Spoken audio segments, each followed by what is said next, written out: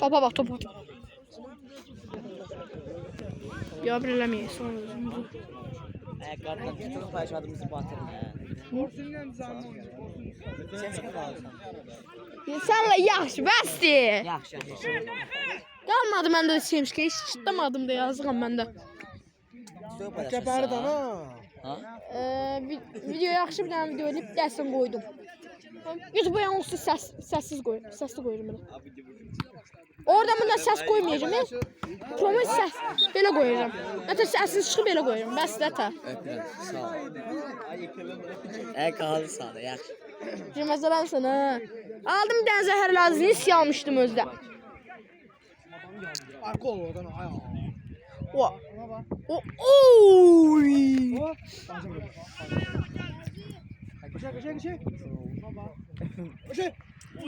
Ayda!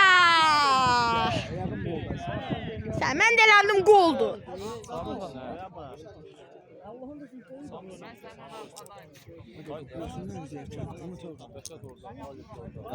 Ne yapalım?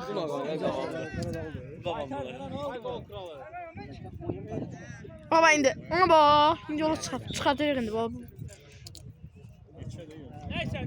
Harı zırrıyor bura. Sana may bir ay.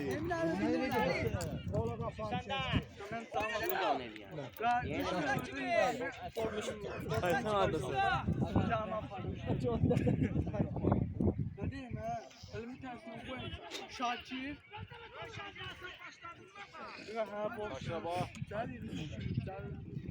Şaka vur.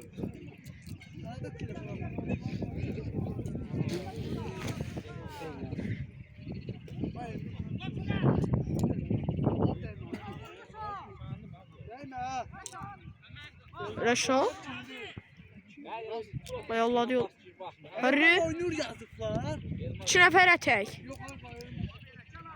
Hansı borsunludur, hansı nizamidir bilinmir. Forma da geyinməyiblər. Bilirəm də nə Marko Franço'nun nizamidir. Amma o bilirlər elələr var. Ronaldo olan geyiniblər. Elələr var normal kofta zat geyiniblər. Nə bilək indi borsunludur, nizamidir. Rəşad. Evet. Ay evet.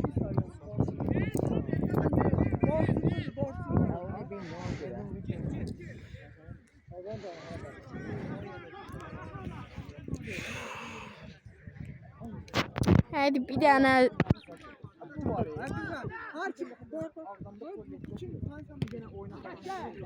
Arı.